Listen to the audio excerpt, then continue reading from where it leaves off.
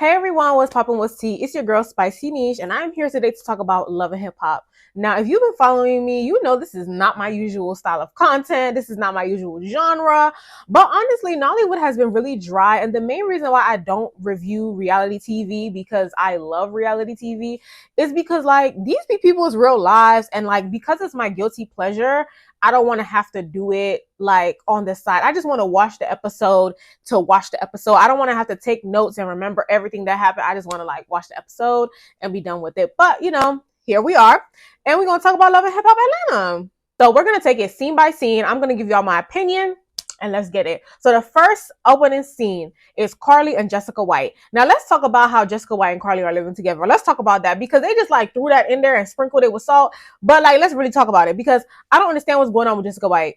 I don't understand what's going on with Jessica White. I think Jessica White is so flipping beautiful. I remember back in the day, she used to wear this curly hair, and it was from this one vendor. I don't remember the vendor's name, but she was their promoter, and I was like, yo, I have to get my hands on this hair. But at the time, I was I think I was in high school or my early days of college, so I really couldn't afford to spend that much on hair. But I was just yo, this hair, one day I'm gonna buy this hair. And by the time I finally got the money to get it, it just, I think the website had closed down. But Jessica White is freaking beautiful. But I'm just not understanding her living situation. I'm not also not understanding Carly's living situation. Because mind you, she had bought a house next to Spice, but it looked like they're in an apartment or a condo or something along those lines. So I'm kind of confused, what's going on? We gonna sprinkle over that just like they did in the episodes, okay? But they're talking about the whole Bambi situation where Carly is mad that Bambi reached out to her man to plan her birthday. And she's like, that's girl code. You should never reach out to your friends, man. Carly, you sound so hurt and scorned, and you need to go to therapy. You need to go to therapy because if my friend is doing her birthday and I'm kind of making sure that her man is doing something for her so that I don't take matters into my own hands, it's nothing wrong with sending my friend's man a DM. Oh, hey, are you doing something for her birthday? Because maybe, I was thinking about doing something for her. It's make sure you're doing something for her, so if I wanted to do something, I know what the program is. But no, she it's just girl code. You'll reach out to another woman's man. Girl, shut up. Go to you need therapy. You need therapy in Jesus. And I think Carly, based on her friendship with Spice, the way it went last season, I think Carly may have some sort of insecurities or trust issues. But Bambi got a man, so you don't gotta push those insecurities off to Bambi. It is not even there was an exchange through them that was inappropriate. Your man never said it was inappropriate. Bambi never said it was inappropriate. So just calm it all the way down because you mad for no reason. And I mean, Jessica White is kind of staying out of it. She's I don't know how we got here. Y'all need to patch things up.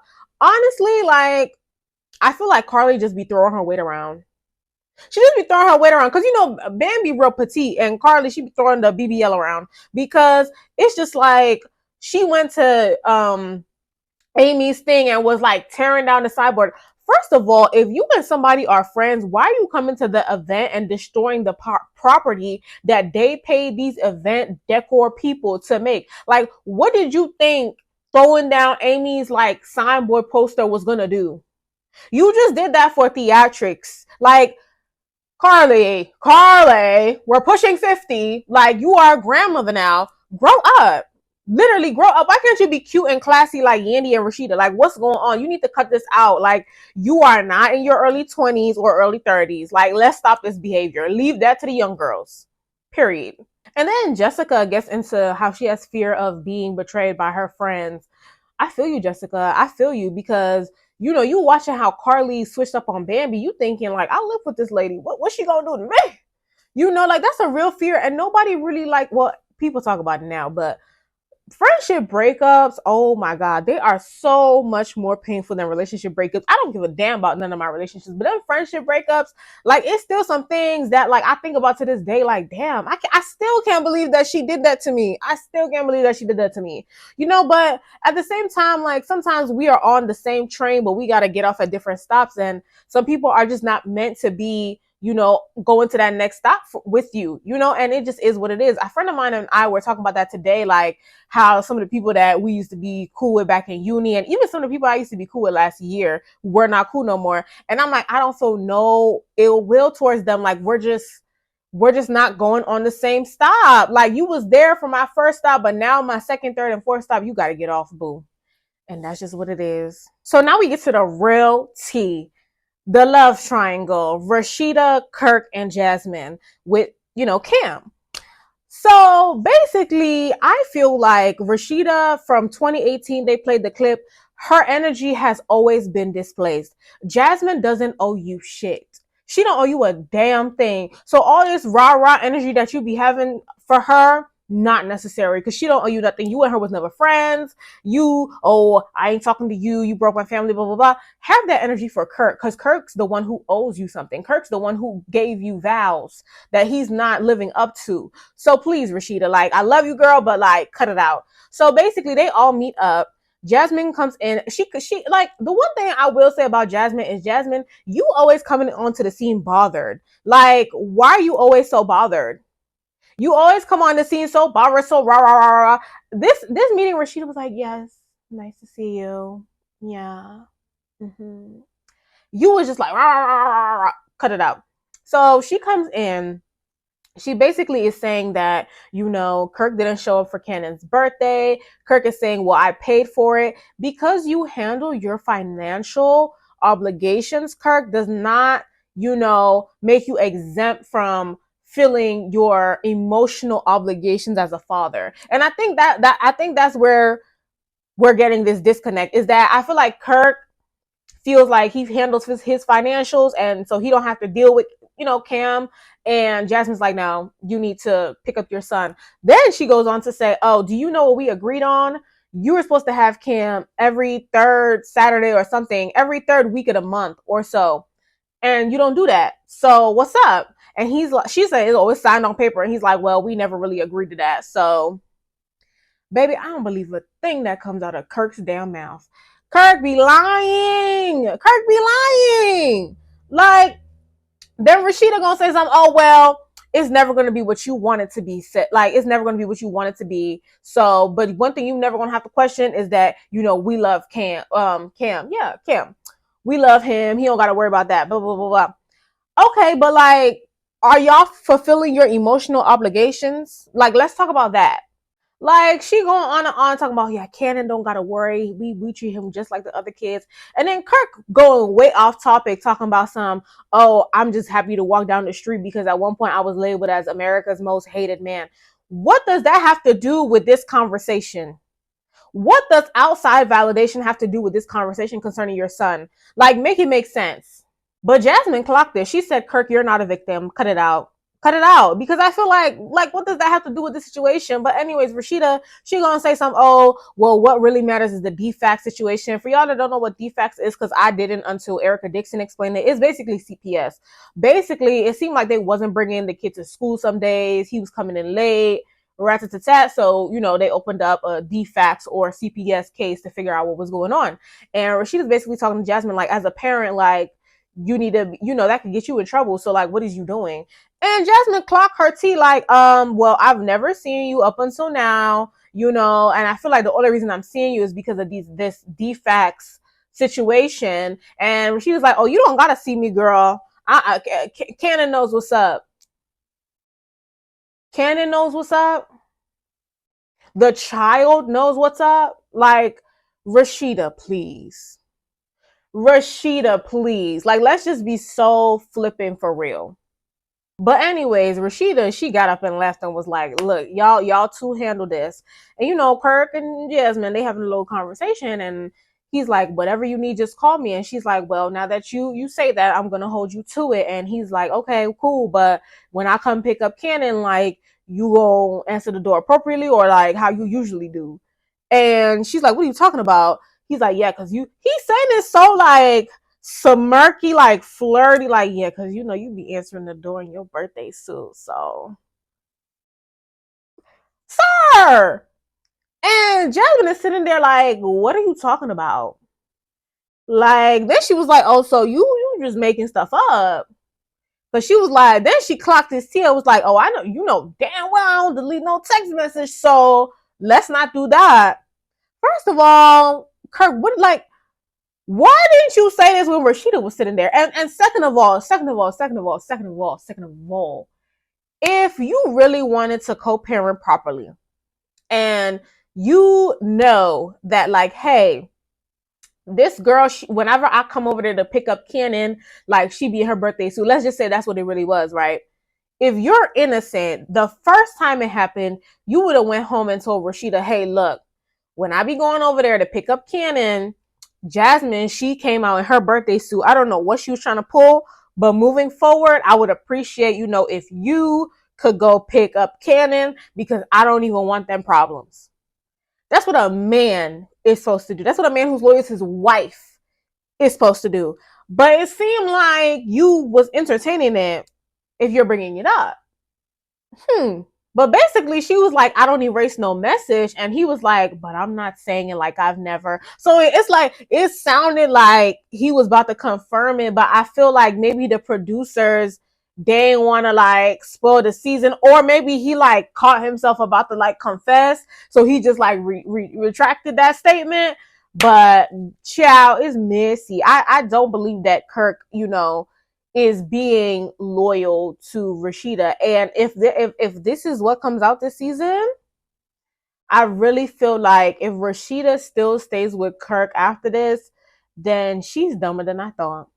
Like, I think Rashida is so smart. She's so freaking pretty, especially like she hasn't aged. She does not age. That woman is gorgeous, smart, successful, business minded. Why are you with Kirk?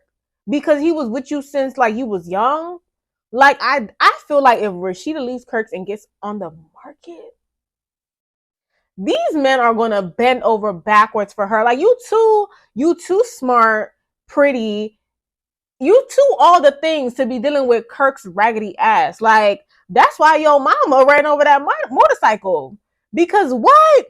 And I get it, like, they have the kids, the businesses, everything together, but at some point you gotta put you first. You gotta put you first, and you gotta put your mental health first. Ciao. But let's move on to Erica D, Mama D, and Scrappy. Okay.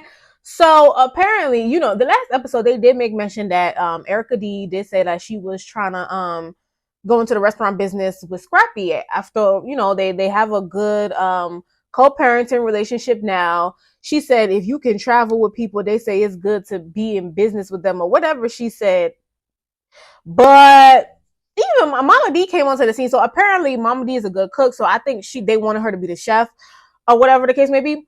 But she came into the scene and she was like, I don't think y'all should. She's so funny. I love Mama D.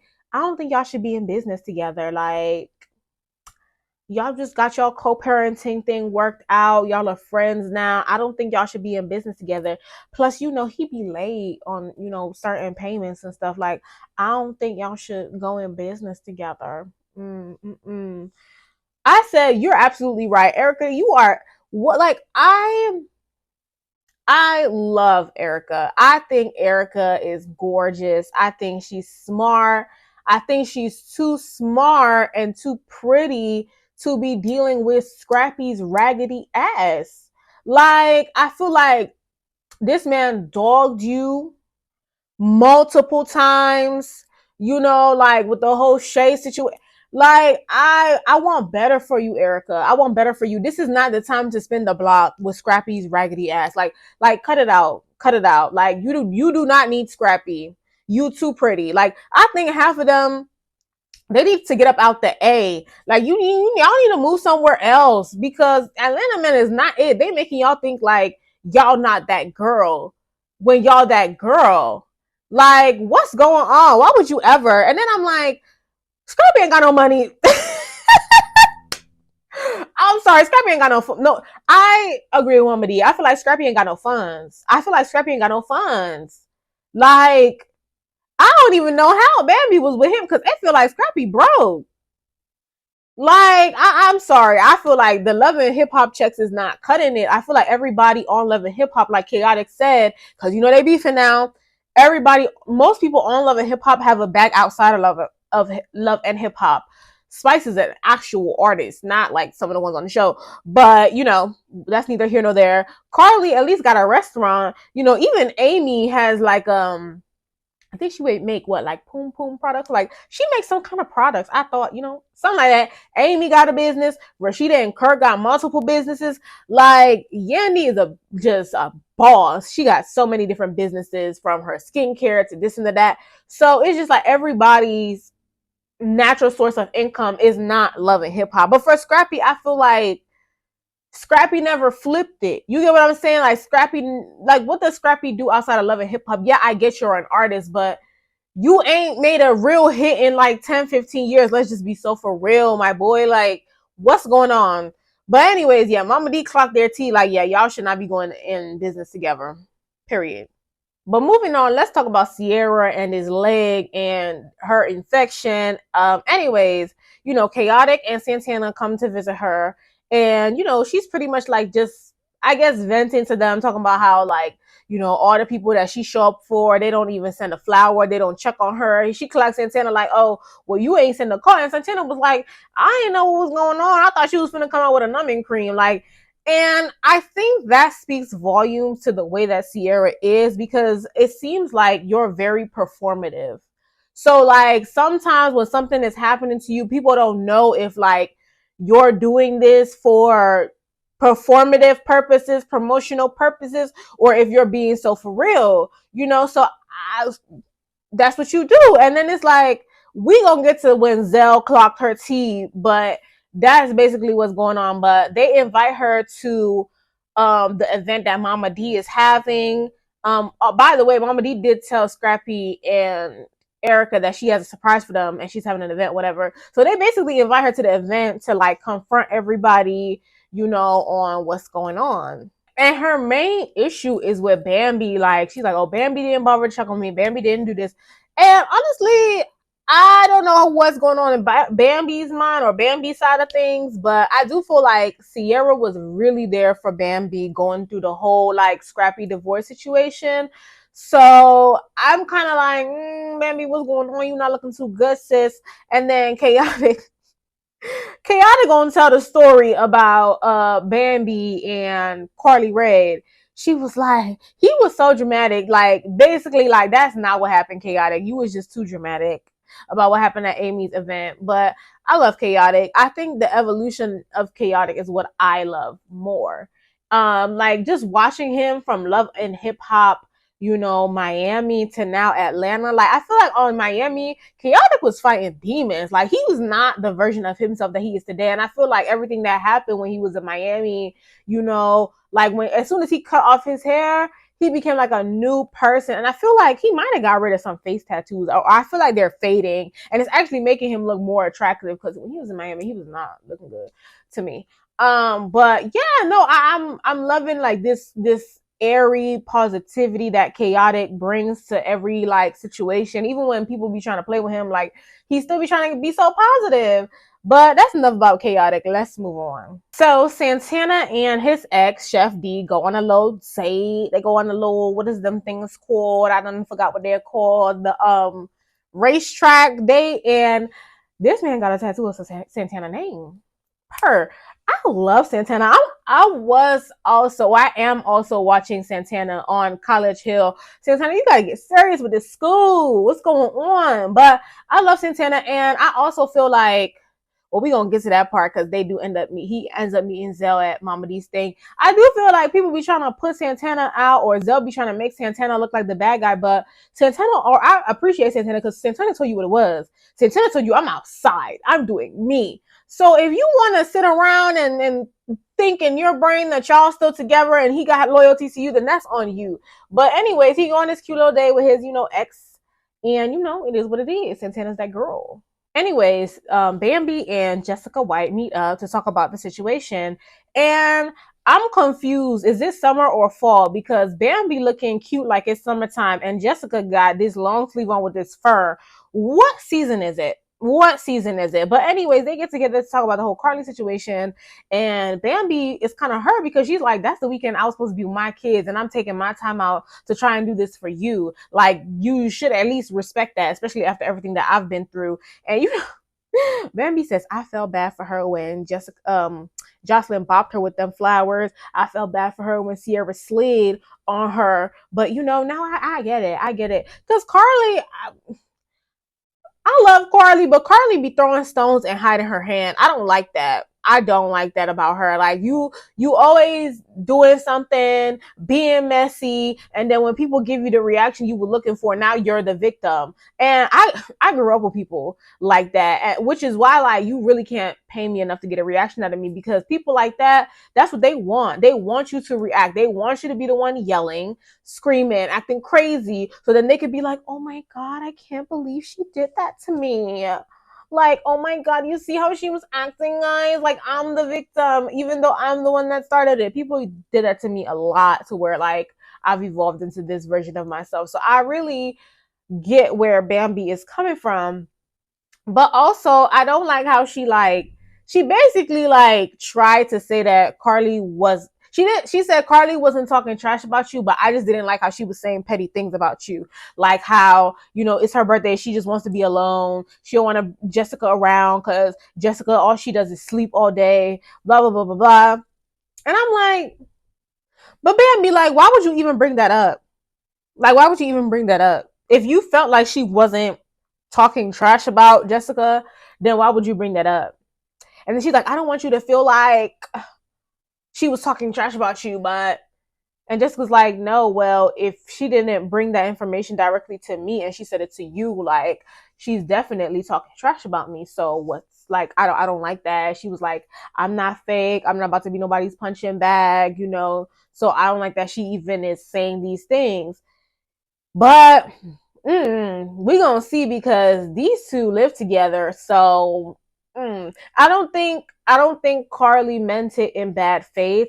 But when you live with somebody, especially me having a roommate for the past 6 years, there are certain things that, like, even though you love this person, there are certain things that you don't like that person does. So I think she might have just been like venting about her roommate, because we all, like, anybody who's had a roommate or stayed with another person, even if it's a significant other, like, you may love that person, but like it be some things that they do that you're like, I don't like that. Like leaving dishes in the sink or not taking out the trash. Like, but maybe please, that was just her venting about her roommate. Like you ain't gotta go stir up the drama like that. They're like they live together. Like I feel like that was a little bit petty of you, Bambi. I feel like that was a little bit petty. So then Miss Jasmine goes to meet up with her friend. And I'm really hoping that they're not like reintroducing Jasmine for like a storyline at this point. But who knows? Anyways, Jasmine meets up with her friend and they talk about the whole Rashida situation. And she's basically saying that Rashida ain't doing nothing as a stepmom. The 3 times that Kirk has taken Cannon to school, he dropped off Cannon like 2 hours late. So they shouldn't be pointing the finger at her, and then she's basically telling her friend about how Kirk brought up the weird situation and just like how Rashida not playing her part as stepmother. That's basically the sugar and cocoa what they were saying. But then she said, oh, Kirk did say that he would give me more money if I agreed to like sleep with him. Wow. And then the producers was being messy. Well, and being like, oh, so what do you think that you do that Rashida doesn't do? And she was like, oh, I give him the pum pum. I give up the pum pum. That's what I do. That's what I got that Rashida don't got. And honestly, let me tell y'all what I think it is. First of all, I think Jasmine had a real cute petite body. I feel like she done went and got this BBL that's looking like it's heavier than her. Like she didn't even get like a slim BBL. She got like, it's too much, girl. Like Shawty said, saw hers, but her thighs don't match. Like what Cardi B said, child. Anyways, I really just feel like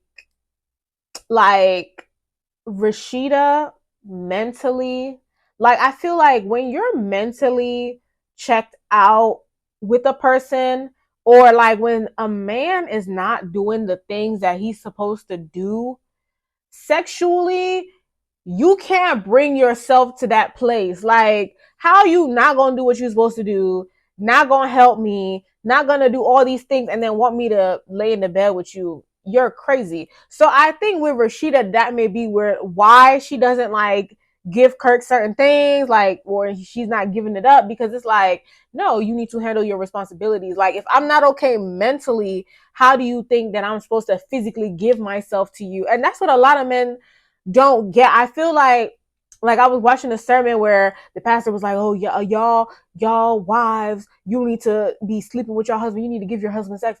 First of all, it's like, but if he's not doing what he's supposed to do, and that takes a toll on me mentally, like, how do you even begin for me to, like, where do you even think I'm gonna be at mentally for me to like produce sexually? Like y'all know what I'm saying?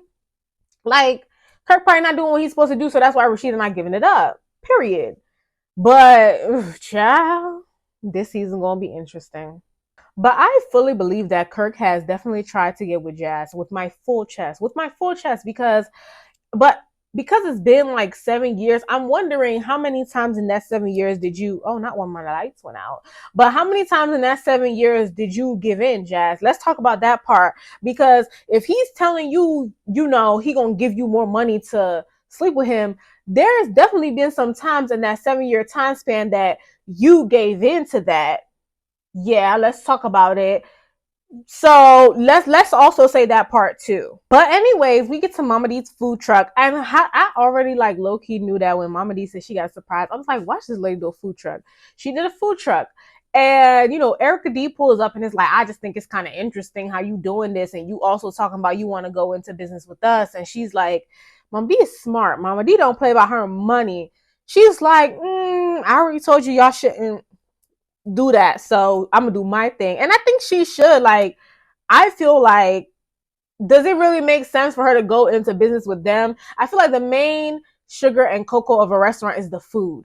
And I feel like if I was to do anything in the food industry, I would either do a food truck or a carry out. I am not doing a full blown restaurant. I feel like restaurants can go so bad so quickly, and it's just too much money to put into an initial investment. Get the food truck, get the capital from the food truck to where you feel like, okay, this food truck is booming to the point where we need to open up a full-fledged restaurant. Like that. That's how I personally would do it business wise. But I'm glad Mama D not playing with them. She's like, no, I'm not going into business with you. I'm going to do this food truck. And it's like, it makes more sense. Like, y'all ain't never really done this before. I mean, you got friends like Rashida and, Carly that have restaurants, but I feel like she went the right route. Shout out to Mama D. So everybody pulls up to this, and Santana is clocking Zell's tea, talking about how if he goes out with another person, Zell gonna be calling him, "Oh, you fake! Oh, you did it!" And Zell's like, "And did, and is." That's exactly what I'm gonna call you. That's exactly what it is. I'm like, Zell, like, give it up. Give it up. Like, Santana want to be outside with the gang. Like he said, like, he not trying to be with you. Move on, boo. Like, what's going on? What's the problem? What's the problem? So Scrappy is mad about Mama D's food truck, and him and Erica walk over to her, and she's like, "I'm just doing a tasting. I'm just doing a tasting." Mama D, stand on business. Stand on business. You not doing a tasting. You want to do the food truck. She like, y'all trying to box me in. I don't want to be boxed in. I don't want to be in a box. But yeah, Mama D is just being smart, y'all. What y'all mad about? Like, Scrappy, you don't pay your bills. So why the hell would Mama D want to go into business with you? Cut it out. But then Sierra pulls up and she's having a conversation with Zell. And Zell got his, I think he said he got his wisdom tooth pulled. So he's not really, talking the way that he should be talking. He's kind of like slurring his words a little bit. I don't know what's going on. But yeah, the conversation doesn't really go too well. Because apparently something happened to Zell. I think it's his mugshot. Sierra commented under and was like promoting Ghetto Girls Eats or something. Yeah, that's crazy. That's weird, Sierra. You're weird for that. But Sierra do be doing a lot of weird things. So hey. But anyways, child, they going back and forth. Sierra and Gazelle going back and forth. Sierra, the confessional is talking about, you know, Zell is a pick me. He commented under her music post or whatever. And, you know, Zell just saying everything about Sierra is fake, like the stuff that she wear. Zell, one thing Zell gonna do is read you. One thing Zell gonna do is read you. And I remember from Hollywood No, I will never forget when Zell said Masika had them ashy heels and the cameraman zoomed into them ashy heels. Yeah, so I fully believe that everything that Zell be saying is true. I ain't gonna lie, cause the reads be on point. I ain't gonna lie. So yeah, that was basically the episode, y'all. That was basically the episode. Yeah, Love and Hip Hop be so interesting these days. Love and Hip Hop be so interesting these days. But anyways, coming up next week, I think I saw Jock, Kirk, and Rashida going horseback riding. What's her name? Carly confronting her ex boo, talking about why is he stalking her and her new boo. Then I saw Chaotic in the studio with Sierra. I guess she's trying to do music now. And you know, Spice is producing a Love and Hip Hop cast album. I love Spice. I just watched an interview with her. And what else? And then he invited Erica Banks, and Sierra was like, "Oh, why couldn't you tell me that she was coming to the studio? Like, what's going on with that?" I feel like there was something else that was supposed to come out next week. Okay, boom. I missed it. It was Amy Luciani and BMB arguing over a man that Amy dated 10 years ago. I'm gonna say it like this. Amy, why do you care? Like, it's been 10 years. I mean, he told you you're like, if she made it more about the principle, I think everybody would semi be on board. But then I feel like, listen, I don't even give a damn if one of my people that I'm cool with, because you and Bambi are not friends. Like, y'all not locked in like that, first of all. But I wouldn't give a damn if somebody dated somebody that I dated 5 years ago, 2 years ago. Like, why do you care? It seemed like you care so much because there's still a little bit of something there. Like, if it's on principle of like, but anyway, I was about to say, if it's on principle of like, Bambi should have told you, but how would Bambi know that you dated that man 10 years ago? Anyways, that's what's upcoming next week. So I'm interested to see what's going on. But yeah, let me know what y'all thought about Love and Hip Hop this week. Yeah, y'all see, if you watch my stuff, you know I be calm, but Love and Hip Hop, anything reality TV, I be getting excited. I be ready to talk about it. Which is why I feel like my channel is pivoting in this way, because I've been so like unmotivated to do anything Nollywood, even the stuff that I do watch, like Oluture, like all the stuff, all the Nollywood stuff that I do watch, like I have not been motivated to review it. Like, so, but with this Love and Hip Hop, I'm like, okay, this is the one thing that I know I can get on here and talk about and be hype about and actually be passionate about. And you know, also I might start doing more beauty stuff because that's been doing well on like my shorts and stuff. So, you know, we'll see what this channel evolves into. But if you are here for the Nollywood stuff, I will keep doing the Nollywood stuff. I just don't see anything that's worth my time to do. You know, but if you are new here, stay for the Love and Hip Hop, stay for the reality TV, stay for it all. I will be doing that too. But yeah, that's pretty much a little schmittle update. My lighting in this video is probably real off. Like, I'm moving, so like a lot of stuff is not where it's supposed to be. I'm kind of in between two spots right now. So yeah, we do what we can with what we got, and we gonna make it happen. But anyways, thank you all for watching. Let me know what y'all thought in the comments down below. Make sure you like this video, make sure you share this video, and I will see you in the next video.